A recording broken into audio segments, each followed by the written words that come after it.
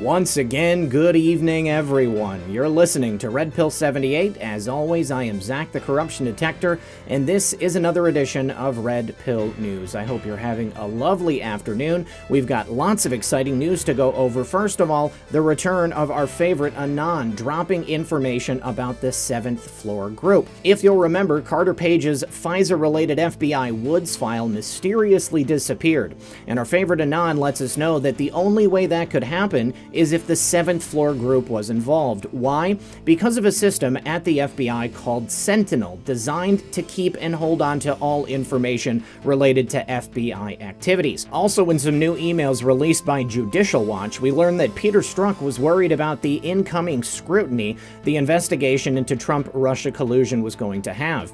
And Technofog has brought us the release of the Joseph Mifsud 302, and it shows the special counsel team was not particularly interested in questioning him about things related to the matter. In fact, they lied and used those lies to ensure George Papadopoulos was found guilty and sent to jail. We also have some newly discovered video from Ted Wheeler in 2017 where he praises the police and talks about his support of shutting down rioting. However, due to Mayor Wheeler's 2020 policy of catch and release in regards to the rioters, a man named Philip Nelson, who was arrested at a protest in June, unfortunately was released without bail and allegedly stabbed 2 people to death just a week later. We'll also have an update from Seattle police. They found something very disturbing when clearing out a park in the city. And we also have some interesting video of Nancy Pelosi visiting a salon in San Francisco that was shut down due to the pandemic. However, she gets to go and have her hair done. And finally, it looks like we have some type of an update on the Twitter hack from July. It looks like several teenage boys have been identified and arrested as the masterminds.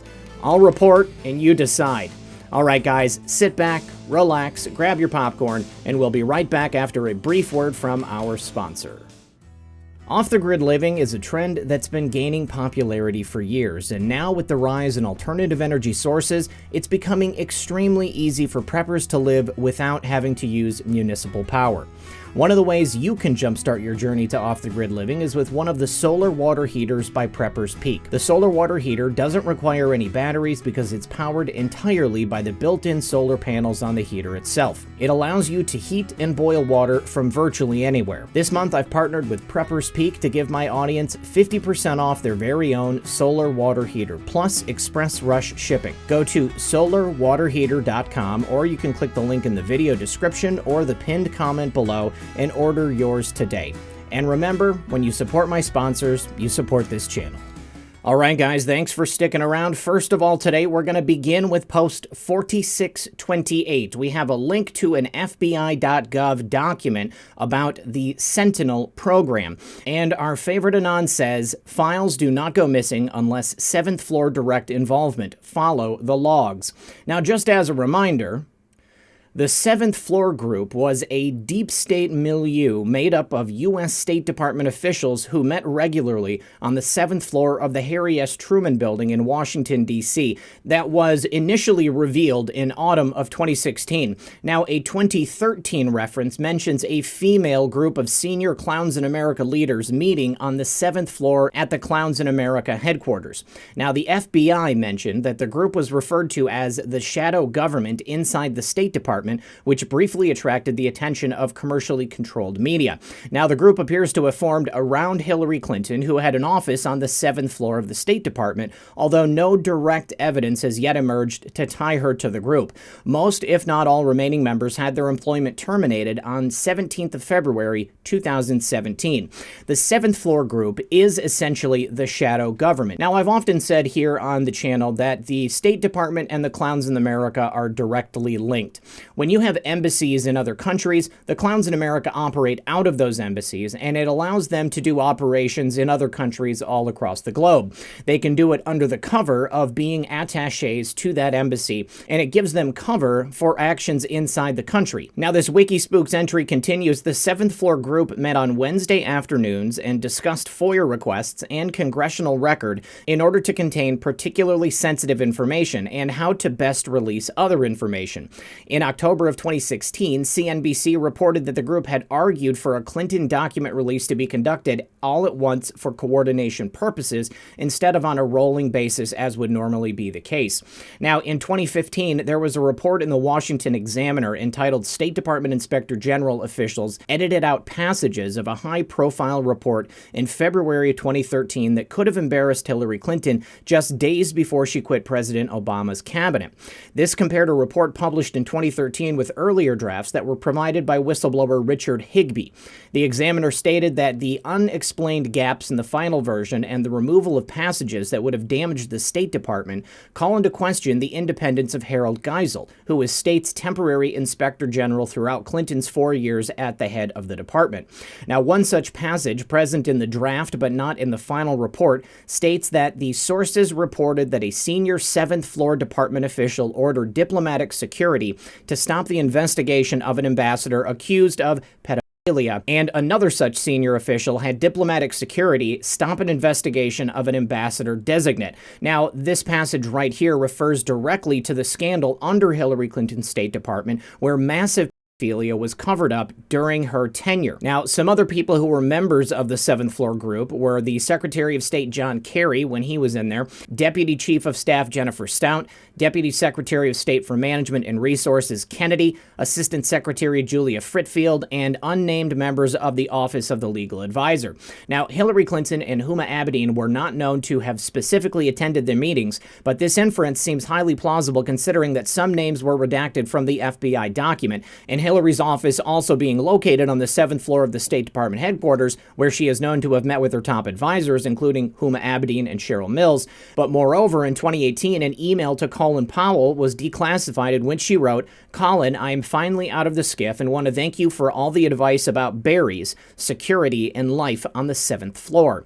I hope we'll get a chance to visit in person again sometime soon. All the best, H." Now, what really brought the 7th floor to the forefront were the text messages released from Peter Strzok and Lisa Page's communications. And on February 7th, 2018, the U.S. Senate released a set of redacted text messages between Peter Strzok and his alleged mistress, Lisa Page. One from the 28th of July in 2016 reads, "This article highlights the thing I mentioned to you earlier, asking if Bill had noted it to the 7th floor. I'm going to send it to him." Now, Peter Strzok had previously referred to a secret society of folks within the Department of Justice and the FBI. And a third and earlier reference was in a 2013 NBC article, but this time it was on the 7th floor of the Clowns in America headquarters and seems to refer to the Sisterhood, a powerful band of female Clowns in America leaders. They would be Avril Haines, Fran Moore, Sue Gordon, and many others, some of which are classified. Now, that right there points to the idea that perhaps the 7th floor group was not simply members that were meeting on the 7th floor of a single building, but perhaps members of the 7th floor group were meeting on the 7th floor of multiple federal buildings throughout Washington, D.C., coordinating their efforts and directing what is essentially the shadow government. Now, knowing the power that the 7th floor group has, let's go ahead and take a look at that post one more time.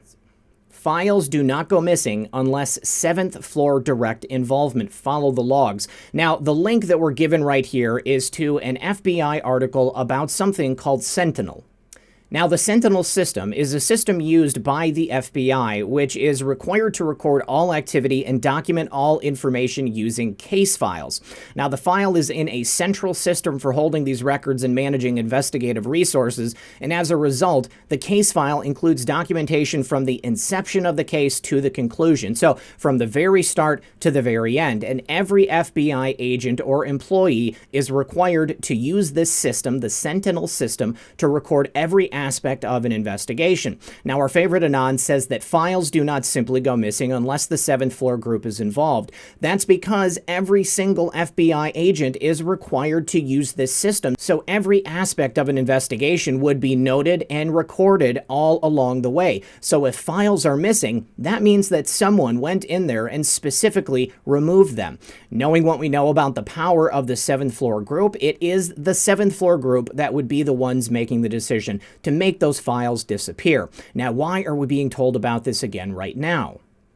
Well, that's because Sarah Carter yesterday was reporting on the Carter Page FISA-related FBI Woods file, the documents that went mysteriously missing and had to be recreated by Mueller's team. Considering the knowledge that any information accrued during the course of investigation from beginning to end would have been put inside that Sentinel system so that the documentation could be recorded, we are being told directly that the removal of these records, the mysteriously missing Carter Page FBI Woods file documents, must have been removed by the 7th Floor Group. Now, the original Woods file on President Trump's former campaign advisor Carter Page mysteriously disappeared more than 2 years ago. The Woods procedures were designed to protect American citizens to ensure accuracy with regard to the facts supporting probable cause after recurring abuses where the FBI presented inaccurate information to the FISC.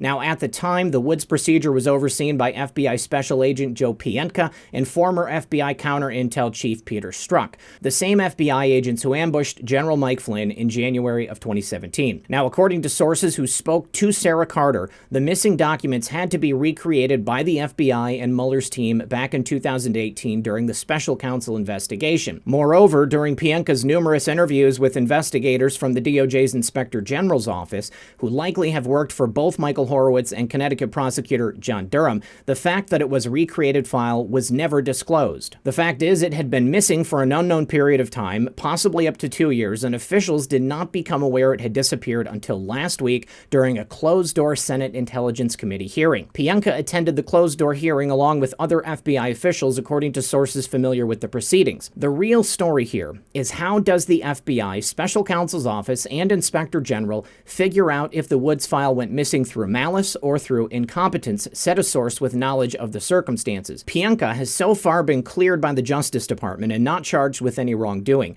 And according to sources, he has been speaking and cooperating with Justice Department officials and members of Congress. He still maintains active employment with the FBI, unlike Peter Strzok, FBI lawyer Lisa Page, former Deputy Director Andrew McCabe, and former Assistant Director Bill Priestap, among others. Now, the fact that this Sentinel system was designed specifically to safeguard information like this, I don't think it's much of a mystery as to whether it went missing due to malice or incompetence. If the 7th Floor Group is involved and they have already had many meetings determining the best way to release information or which information to release at all, it sounds to me like our favorite anon is telling us definitively the 7th Floor Group removed this information because there was no predication for the investigation into Carter Page that began this entire sordid affair.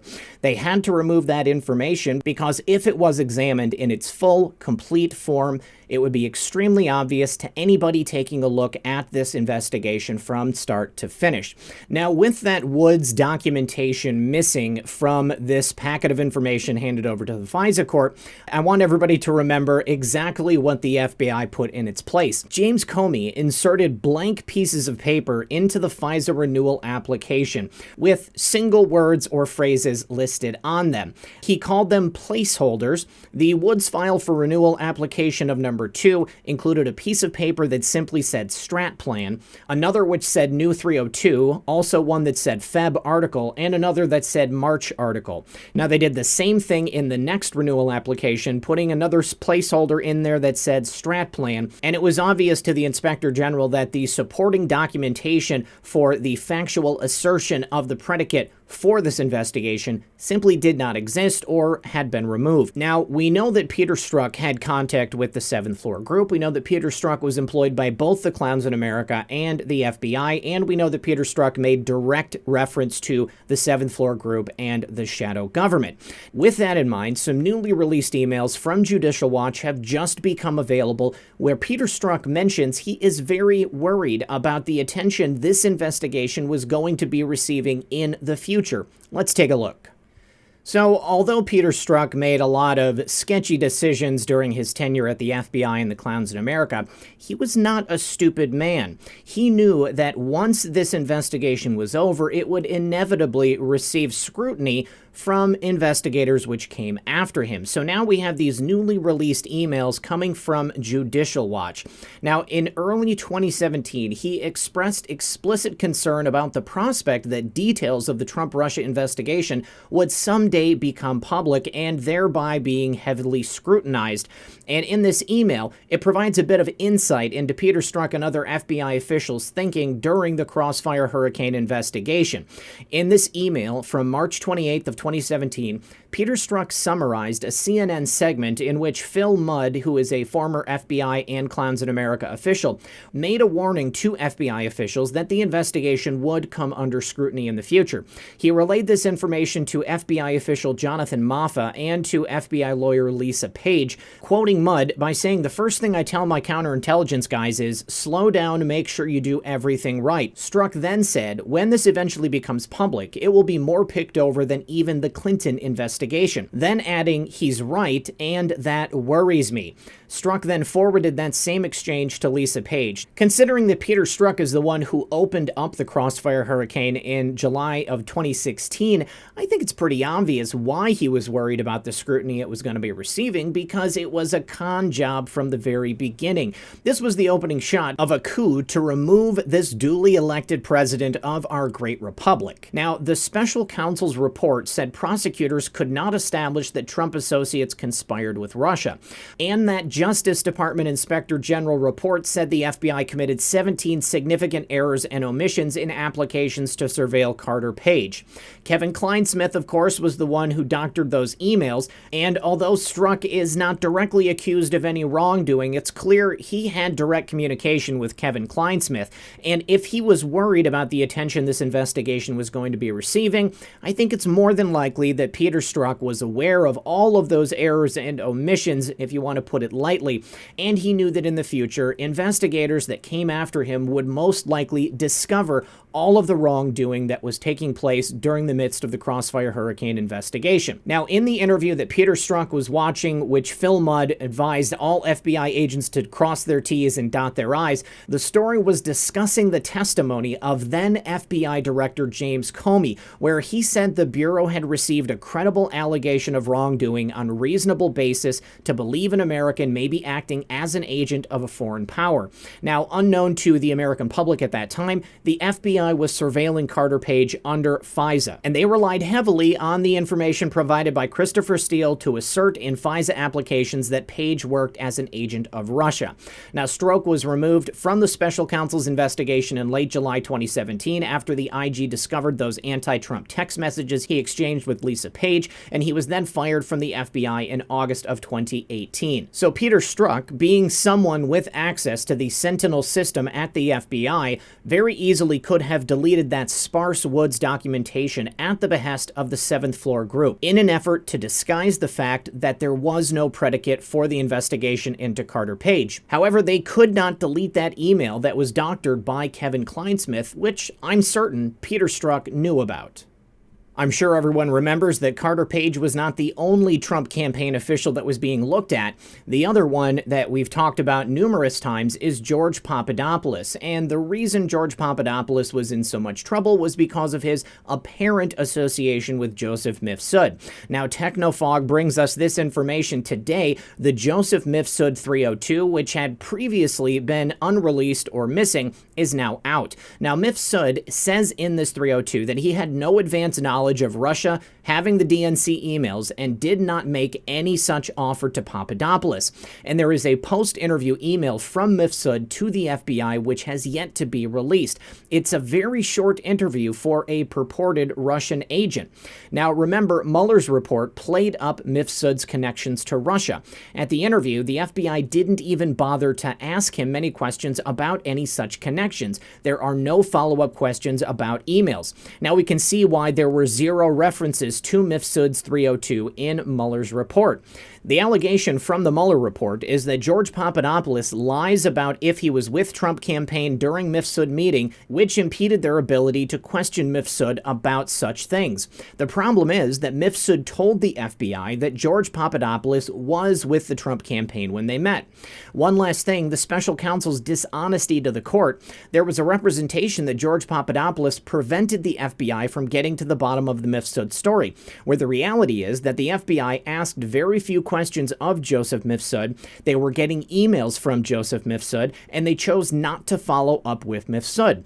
They also claimed that Joseph Mifsud was missing and that they were unable to question him. There has been years of documentation showing the FBI claiming that they've wanted to speak to Mifsud, but they were unable to because he was missing, and George Papadopoulos refused to answer questions about his whereabouts.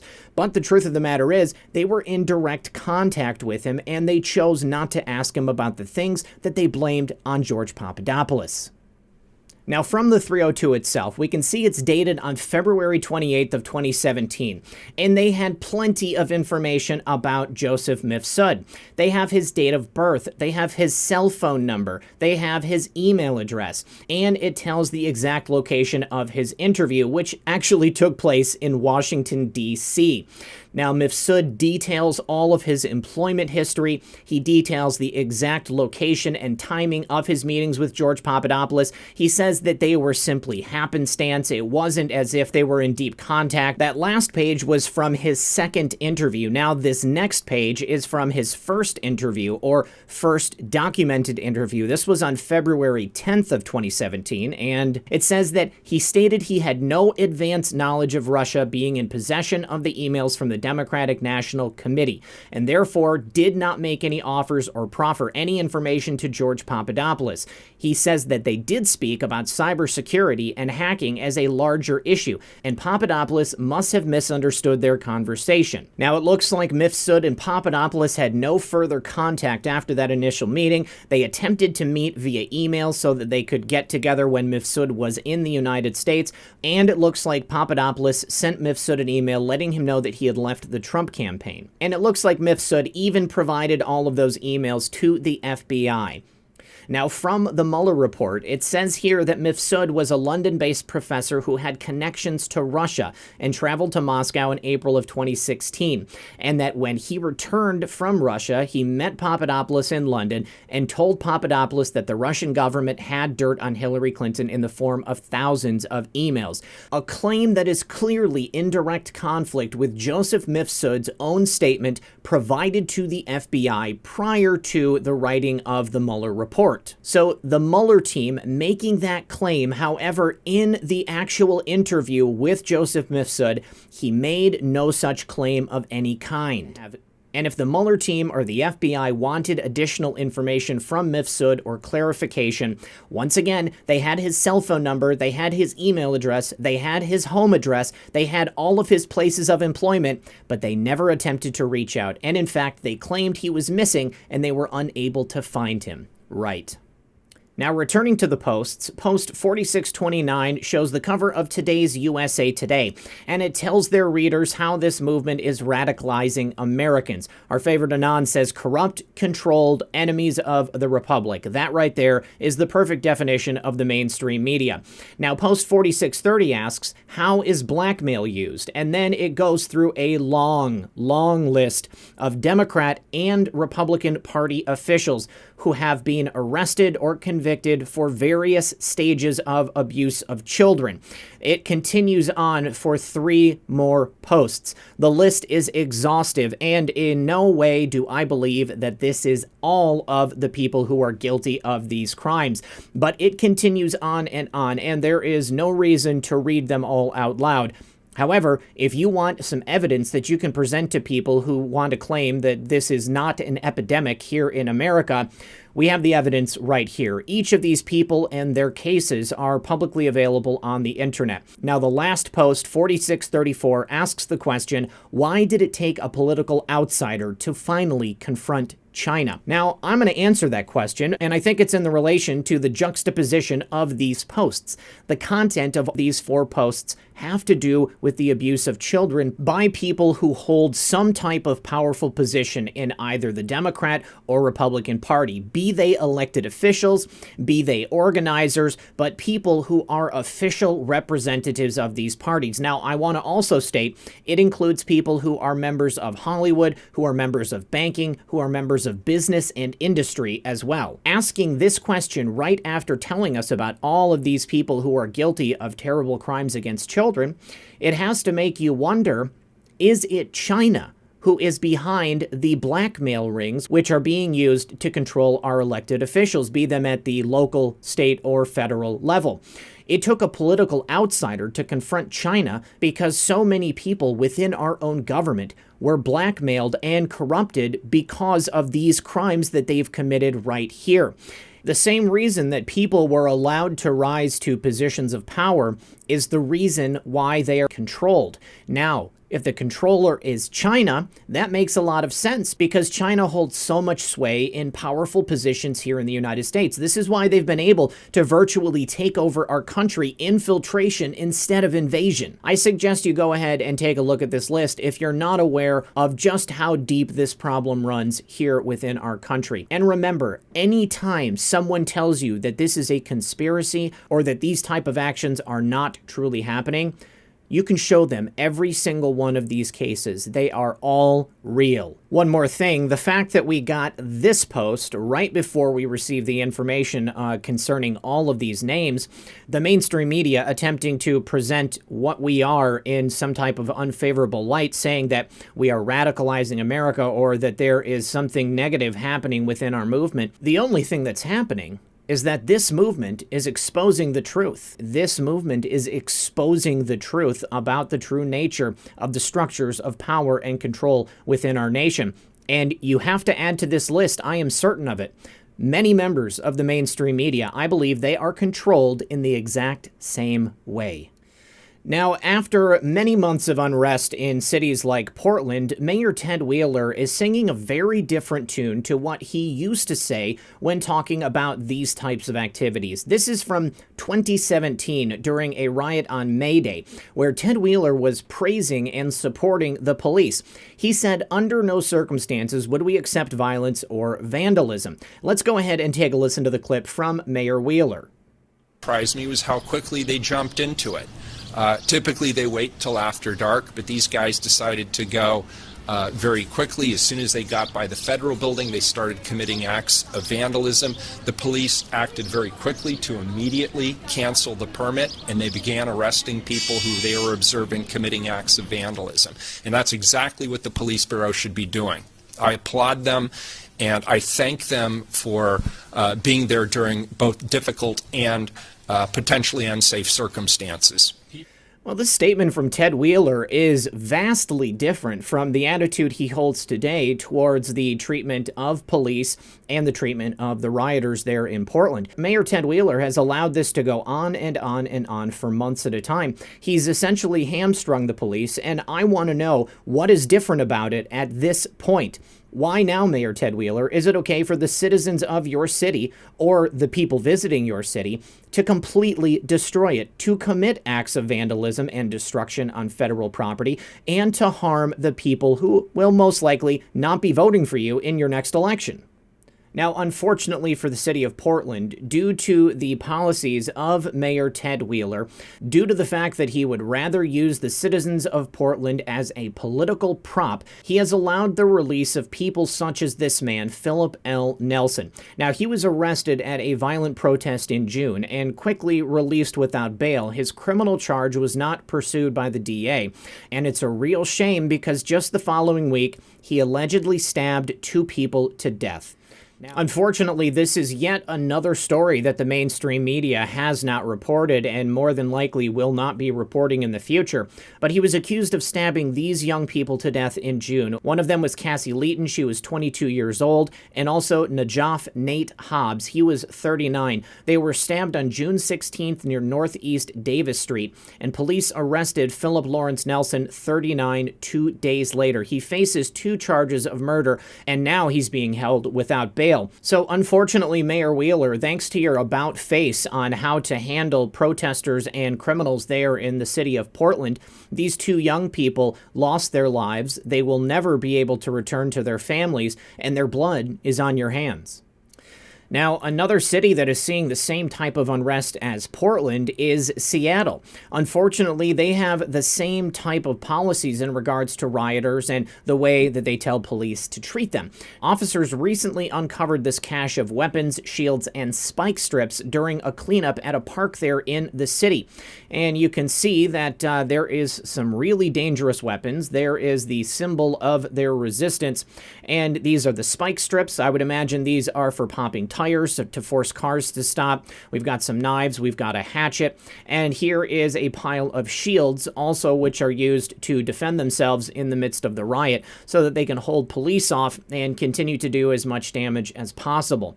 I just want to ask the question, when is this going to stop? When will it be enough for the Democrat mayors of these cities to finally return to a system of law and order, to allow police to do their jobs, and to offer the people of these cities some safety and security? Because after all, that's the only reason these elected officials ought to exist. Now, one of those people who is in the U.S. government that is very favorable to China is Nancy Pelosi. Remember, she said that Joe Biden was the chosen candidate of the Chinese Communist Party. Now, right here, this is some leaked security footage from a salon in San Francisco. One salon that was shut down due to the shutdown order put in place in California because of this pandemic. Now, your average everyday person is not allowed to visit this salon to have their hair done. The business is suffering as a result, and people are not able to have their hair cut to a favorable length. However, that's not true if you are Nancy Pelosi. That's right, this person walking into this salon, getting her hair done in this video footage, is Nancy Pelosi herself. And you can see from the footage, she also does not care to wear a mask. There she is. She's not wearing a mask. However, the other people in the salon are forced to wear a mask due to the draconian orders of the Democrat-controlled government of California. All right, and finally, I'm sure everyone remembers the famous Twitter Bitcoin hack, which happened back on July 15th. Many blue checkmark accounts were locked out of their accounts, and a lot of people lost a lot of money from the Bitcoin scam that was posted to their official blue checkmark accounts. Well, a couple of arrests have been made, and this article details the arrest of a second teenage mastermind, as they are called, in this Twitter Bitcoin giveaway hack. Now, the person's name is Graham Ivan Clark, and there are additional juveniles who are involved as well. Now, this young man is a 16-year-old Massachusetts resident, and the FBI executed a search warrant on his home on September 1st. He is stated to have played an equal, if not more significant role in this July 15th hack, resulting in millions of followers of high-profile Twitter accounts being falsely offered 2-to-1 giveaways for any Bitcoin sent. Now, the FBI has revealed that they may have posed as Twitter employees or a contractor to fool legitimate Twitter employees into entering their login credentials to fake websites where they could then be captured. Now, the mastermind behind the attack is supposedly this Graham Ivan Clark. He was arrested on July 31st and faces 30 felony charges. There's also a 19-year-old UK resident named Mason John Shepard, as well as a 22-year-old resident of Florida, Nima Fazeli. They've also been charged by federal prosecutors. Now, on August 4th, Clark pled not guilty to 17 counts of communications fraud, 11 counts of illegal use of personal information, and 1 count of organized fraud over $5,000, plus 1 count of illegally accessing a computer or electronic device. He currently sits in jail on $725,000 bond. Now, the FBI has not revealed any charges for the 16-year-old whose home was just recently raided, but they are stating that the Twitter scam resulted in users sending 12 Bitcoin total, roughly $144,000 as of the writing of this article, to various addresses posted during the attack. Now, whether or not this story is real or if it is a cover for the actions of white hats to infiltrate these Twitter accounts and gather the personal information and the DMs discussing nefarious activities, well, as time goes on, we may find out some different information. But for now, this is what the FBI is saying. Well, guys, as time goes on, the investigation that was Crossfire Hurricane and the Mueller investigation continues to fall apart, and it becomes more and more obvious why we have such a problem with corruption in this country. I think China is more than likely behind quite a bit of it. However, I do think they have the assistance of intelligence agencies and more than likely the governments of several other countries across the globe. As always, this has been Red Pill 78. I am Zak the Corruption Detector, and this was another edition of Red Pill News. Good luck, everyone, and God bless. Hey guys, one more thing. I just want to thank everyone for watching today. If you have not subscribed yet, I urge you to please consider subscribing.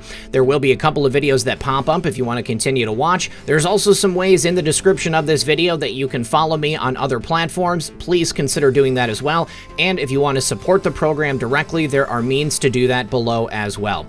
Thank you all for your support over the last couple of years. Consider liking and sharing this video and help me get the real news to people who don't yet know they've been lied to.